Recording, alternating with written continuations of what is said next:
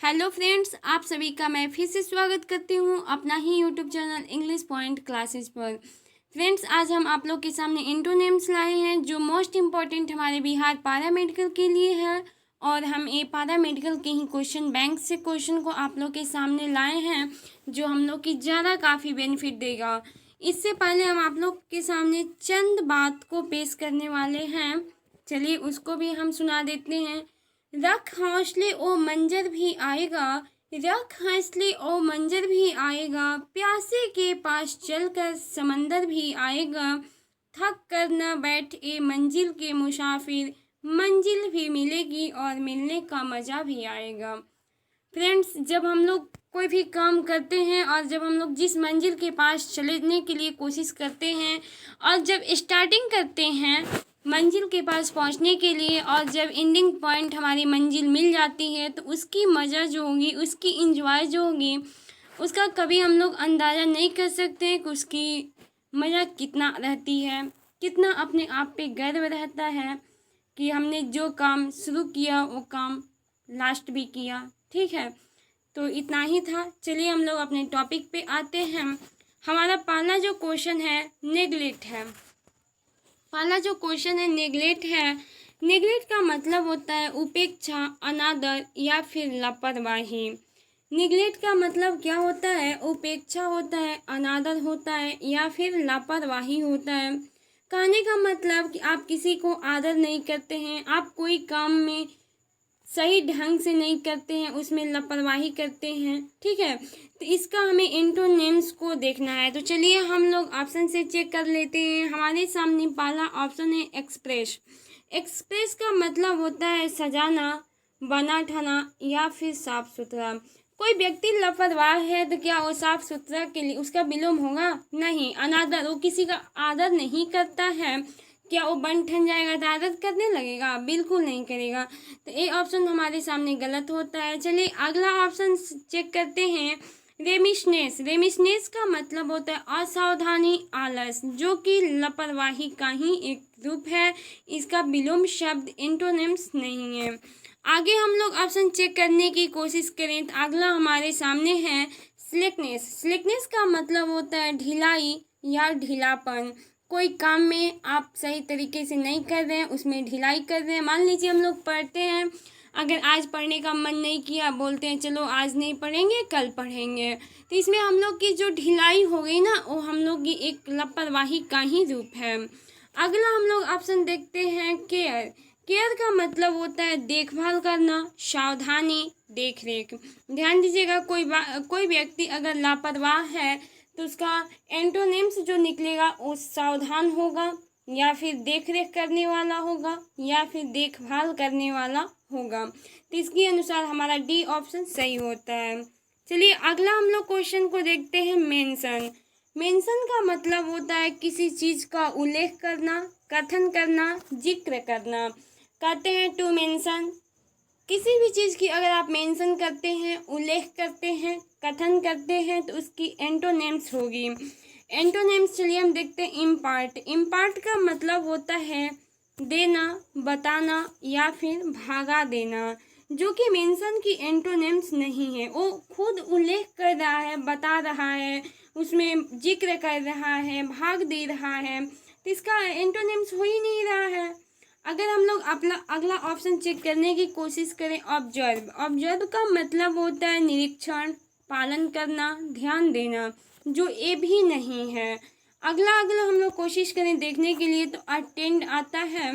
Attend का मतलब होता है भाग लेना, उपस्थित होना, सेवा करना, जो कि मेंशन का ही एक समान अर्थ है। अगर हम कैंसिल की बात करते हैं तो कैंसिल का मतलब होता है छिपाना, गुप्त रूप से रखना या फिर ढकना। कोई भी चीज़ अगर आप उसे उल्लेख कर रहे हैं, मेंशन कर रहे हैं, कथन कर रहे हैं, जिक्र कर रहे हैं, तो उसकी उल्टा शब्द क्या होगी, विलोम शब्द क्या होगी कि आप किसी चीज़ को छुपाइए या फिर उसे ढक लीजिए या फिर उसे गुप्त रूप में रख लीजिए। तो हमारा डी ऑप्शन क्या है? सही है। चलिए अगला हम लोग क्वेश्चन देखने की कोशिश करते हैं प्राइड। प्राइड का मतलब होता है गर्व, घमंड, अहंकार। देखिए अगर हम लोग बात करें घमंड की तो हमें प्राइड की जो एंटोनिम्स ढूंढना है। ऑप्शन से हम लोग चेक करते हैं। आप लोग को पता है कि घमंड क्या होता है, अहंकार क्या होता है और गर्व क्या होता है। तो चलिए हम लोग इसके एंटोनिम्स की देखने की कोशिश करते हैं। यूटिलिटी, यूटिलिटी का मतलब होता है उपयोगिता, लाभ, उपयोग, जो कि इसका एंटोनिम्स नहीं है। किसी की घमंड है तो उसकी उपयोगिता नहीं है। उसका मतलब उल्टा कहाँ है, उसको घमंड हो सकता है आपसे भी, आप जितना उपयोगी हैं उससे भी ज़्यादा वो व्यक्ति उपयोगी होगा, इसीलिए यूटिलिटी यहाँ पे नहीं होगा। अगला हम लोग देखने की कोशिश करें डिसडेन। डिसडेन का मतलब होता है तिरस्कार, घृणा, अवहेलना। जब उसमें घमंड है तो दूसरे से जरूर है कि घृणा करेगा ही करेगा। अगर हम पेन्यूरी की बात करते हैं तो पेन्यूरी का मतलब होता है दरिद्रता, कंजूसी, कमी। जिसके पास घमंड होगी उसके पास दरिद्रता भी होगी, ठीक है। कंजूसी, अहंकार होगा तो कंजूसी और कमी भी होगा, इसकी वजह से ये भी नहीं होगा। अगर हम लोग अगला ऑप्शन चेक करने की कोशिश करें, ह्यूमिलिटी। ह्यूमिलिटी का मतलब होता है विनम्रता, दीनता, नम्रता। किसी भी व्यक्ति के पास अगर घमंड है तो वह व्यक्ति विनम्र होगा, विनम्रता से काम करेगा, दीनता से काम करेगा, वो अपनी मतलब कि सच्चाइयों से काम करेगा, उसके पास ज़्यादा विनम्र होगा, ठीक है। तो इसीलिए हमें प्राइड का जो एंटोनिम्स मिला है वो ह्यूमिलिटी मिला है। चलिए हम लोग अगला क्वेश्चन चेक करने की कोशिश करते हैं। अगला क्वेश्चन हमारे सामने रेडिकल है। रेडिकल का मतलब होता है मौलिक, पूर्ण, समस्त या फिर उग्र कह सकते हैं। अगर हम इसकी एंटोनिम्स ढूंढने की कोशिश करें तो हम सिंगुलर की बात करते हैं। सिंगुलर का मतलब होता है विलक्षण करना, एक वचन। सिंगुलर मतलब एक वचन, एक लोग तो सभी लोग जानते होंगे। या फिर कोई इकलौता बच्चा है आप उसे भी एक वचन कर सकते हैं, जो कि समस्त का और पूरा का तो बोध हो ही नहीं रहा, इसकी वजह से गलत हो रहा है। अगर हम अनयूजुअल की बात करें तो इसका मतलब होता है असामान्य, असाधारण, जो कि रेडिकल का एंटोनिम्स नहीं है, ठीक है। जब उसके पास समस्त है, मौलिक है, पूर्ण है, तो उसके बाद असाधारण की बात ही नहीं आ रही है एंटोनिम्स में। अगर हम नॉर्मल की बात करें तो नॉर्मल का मतलब भी होता है साधारण, मामूली या साधारण अवस्था, ये भी नहीं है। अगर हम अगला ऑप्शन चेक करने की कोशिश करें कॉन्जर्वेटिव। कॉन्जर्वेटिव का मतलब होता है अपरिवर्तनवादी। अपरिवर्तनवादी कहने का मतलब होता है जिसमें कोई परिवर्तन नहीं किया जा सकता है। मौलिक अधिकार क्या होता है, समस्त क्या होता है, पूर्ण क्या होता है, जो पूरा का पूरा उसमें एकता हो उसको परिवर्तन किया जा सकता है। लेकिन कंजर्वेटिव का मतलब होता है अपरिवर्तनवादी, उसमें कोई परिवर्तन नहीं लाया जा सकता है। कोई करे कितना भी कि कुत्ता का जो पूंछ होता है वो टेढ़ ही होता है, सोच कभी होता ही नहीं है। उसमें आप लाख कोशिश कर लीजिए वो कभी सोच नहीं होगा, टेढ़ ही होगा। उसमें अपरिवर्तनवादी है, उसमें कभी परिवर्तन हो ही नहीं सकता। अगर हम लोग एक्सेप्शन की बात करें तो एक दो देखने को मिल जाता है, लेकिन उसमें माइंडली प्रॉब्लम हो जाती है, इसके वजह से वो चीज़ हमको देखने को मिल जाता है। तो इसकी वजह से हमारा रेडिकल का जो एंटोनिम्स मिल रहा है कंजर्वेटिव का मिल रहा है। चलिए हम लोग अगला क्वेश्चन चेक करने की कोशिश करते हैं। अगला क्वेश्चन हमारे सामने रिकवर है। अगर हम लोग रिकवर की बात करें तो रिकवर का मतलब होता है वसूली करना, बचाना, वापिस पाना। कोई भी चीज़ अगर आप रिकवर कर रहे हैं, उससे वसूल रहे हैं, बचा रहे हैं, या फिर मान लीजिए अगर आप लोग नहीं, अगर कोई व्यक्ति एक बिजनेस कर रहा है और उसके बिजनेस में घाटा चल गई तो वो सोचेगा कि जो घाटा हुआ है उसको मुझे वापस लाना है, जितना घाटा हुआ है उससे कई गुना ज़्यादा मुझे वापस लाना है, चाहे हमें जितना मेहनत करना हो करेंगे। तो रिकवर का मतलब वही होता है कि किसी भी चीज़ को वसूली करना। मान लीजिए आप टैक्स पे या फिर परसेंटेज पे पैसा को इंक्रीज कर रहे हैं, दे रहे हैं, तो आप उसे वसूली कीजिएगा ही कीजिएगा। बचाना आप ज़्यादा खर्च नहीं कीजिएगा, बचाइएगा। या फिर आप वापस पाना चाहते हैं तो अगर हम लोग इसका एंटोनिम्स जानने की कोशिश करें तो डिसप्रूव है। डिसप्रूव का मतलब होता है असत्य सिद्ध करना या फिर अस्वीकार करना, जो कि रिकवर का कोई भी एंटोनिम्स है ही नहीं।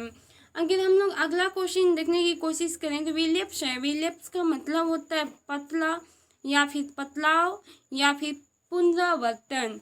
जो चीज में बार बार परिवर्तन होगा उसे ही रिलैप्स कहेंगे और ये रिलैप्स ही हमारा रिकवर का एंटोनिम्स है। अगर हम लोग आगे चेक करने की कोशिश करें, कन्फ्यूट का मतलब होता है झूठा ठहराना, जो कि वसूली करना बचाना का कोई एंटोनिम्स दिख ही नहीं रहा है, इसके वजह से ये भी गलत होगा, पहला भी गलत। अगर हम डी की बात करें तो डी का मतलब ट्रस्ट होता है, ट्रस्ट का मतलब भरोसा होता है, सौंपना होता है, तो ये भी हमारा एंटोनिम्स नहीं है रिकवर का। चलिए हम लोग लास्ट क्वेश्चन देखते हैं। रिलीजियस। रिलीजियस का मतलब होता है धार्मिक या भक्तिमान। धार्मिक की अगर हम लोग बात करें तो रिलीजियस की एंटोनिम्स की ज़रूरत है, तो हम लोग ऑप्शन से चेक कर लेते हैं। एस्केप्टिसिज्म। एस्केप्टिसिज्म का मतलब होता है संदेहवाद, अविश्वास। कोई भी धार्मिक पे आप जल्दी विश्वास नहीं करते हैं कि वो धार्मिक की व्यक्ति कैसा होगा। अगला अगर हम लोग देखने की कोशिश करें तो अगला हमारे सामने है ब्लेस्फेमी। ब्लेस्फेमी का मतलब होता है ईश्वर निंदा। जो व्यक्ति ईश्वर की तरफ से दिया हुआ होता है, ईश्वर की तरफ से जो व्यक्ति को धार्मिक मिल जाती है या फिर उसको निंदा मिलती है, वही हमें क्या होती है, रिलीजियस की एंटोनिम्स होती है। क्या कोई भी रिलीजियस को मनुष्य में उसका निर्धारण किया है? नहीं किया है, वो ईश्वर का ही देन है, ईश्वर ने ही उसे ऊपर से ही बना के दिया है। इसी की वजह से यहाँ पे रिलीजियस का जो एंटोनिम्स मिल रहा है वो ब्लेस्फेमी मिल रहा है, तो जो हमारा बी ऑप्शन राइट है। अगर हम लोग आगे चेक करने की कोशिश करें थियोलॉजी। थियोलॉजी का मतलब होता है धर्मशास्त्र, जो रिलीजियस का कोई एंटोनिम्स नहीं है।